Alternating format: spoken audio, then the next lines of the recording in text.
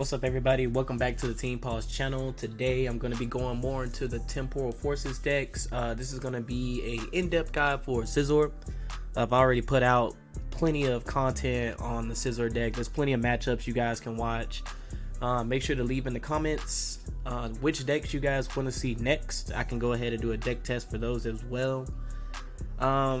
But yep, I got a lot of guides coming up, a lot of in-depth looks. There's plenty of decks in the format, going over the complete EUIC top 10 that just happened, 2024. Roaring Moon, Meowscarda did well, Charizard of course. But let's get into it. Let's talk about Scizor EX. So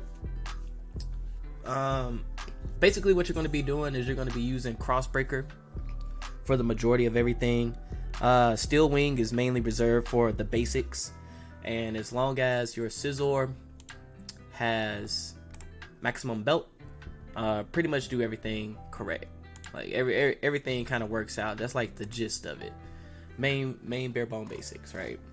So one thing to point out is that you can put the Scyther into the active slot. It kind of acts as like the Kleavor or the Dunsparce, where it has no retreat cost. I could pull it back at any time to swap into a harder hitter such as the Kleavor or the Scizor EX, right? But mainly I'm trying to get this. This will be how you get all the energy onto your Scizor, right?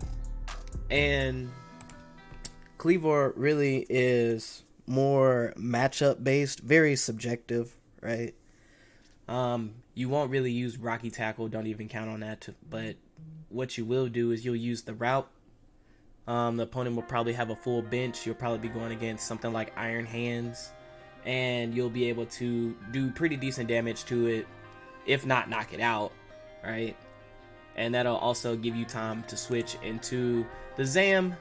So basically you want to have Zam on the bench, just in case Scizor gets knocked out, Kleavor gets knocked out, or if you're going on the Charizard matchup, this will most likely knock out whatever is left, right?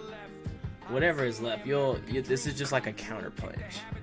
So if Scizor goes down, opponent takes 2 prizes, you knock out Charizard, you take 2 prizes, and now you have a 1 prizer on the field, right? And you can reset up everything that you need to do with Metang.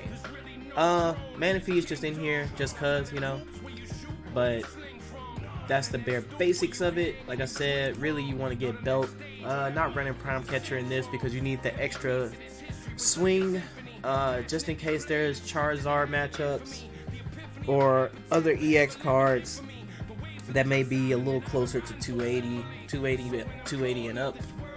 So you want to be able to swing big, need the belt. Like I said, pretty simple deck. I didn't really have any trouble learning this one. If you want something simple, this is pretty good for you. Buddy Coffin, get the Scythers on deck. Everybody's got Iono, Cyphers in there, just in case you need to get more energies ready to go. Artisan, like I said, it's not like Moon where you use the Artisan to hit harder, but in case you need more Scythers, or maybe you're just having a hard time getting to the Beldums, right? You'll be able to get to Metang a little bit faster. Pretty straightforward. I would probably try to boss out stuff on the bench during the Charizard matchup. Maybe not swing directly at Charizard, but other than that, yeah, like I said, the deck's pretty straightforward. Works for itself. Draw engine will be Radiant Greninja. Key cards and combos. So this is more for like support cards that are like the backbone of the deck. Anything that can disrupt the opponent's strategies and secure the victory. So this is a 240, right? Every time you do Crossbreaker, you're gonna discard stuff into the you're gonna discard the energies into the discard pile. Just make sure you have Rod. You know, if you feel like you're getting kind of close on like the energies being all in the discard pile, just, you know, just kind of keep track. You know how many energies you have in the deck. You're running 15. Just kind of keep track of them. Every time you throw 2 into the discard pile, just be like, you know what I'm saying? Maybe I need to click on the discard pile real quick, see if I need to use this rod. But for the most part, like I said, Scizor is not really going to counter Charizard. It's not really the matchup for it. What you're really trying to do is take out the bench. Now, if it's a bench full of Charizards, it's going to get rough. But it's possible. I think I won a few games like that I posted, at least 3 or 4 wins versus Charizard that I posted. The rest of them were just maybe shorts. Look in the shorts somewhere. Probably got some Scizor games for you. But basically, if you do run into Charizard, Scizor, and then this was probably already built up by Matang, just swing the second time. You'll be ahead on the prize count for whatever he puts out next. And then you'll be able to just Scizor again. Maybe go into this one or this one. Doesn't matter. Doesn't really matter. Just you'll be ahead because you did a 1 prizer versus a 2 prizer. So basically this deck is just staying ahead on the prize count. It's still not a good matchup. I still prefer decks that solve the Charizard problem completely. But this is fine. This is fine. No problem here at all. Like I said, counter catcher and boss, take stuff off the bench. Swing with the 240. Simple. Very simple. You like simple? This is for you.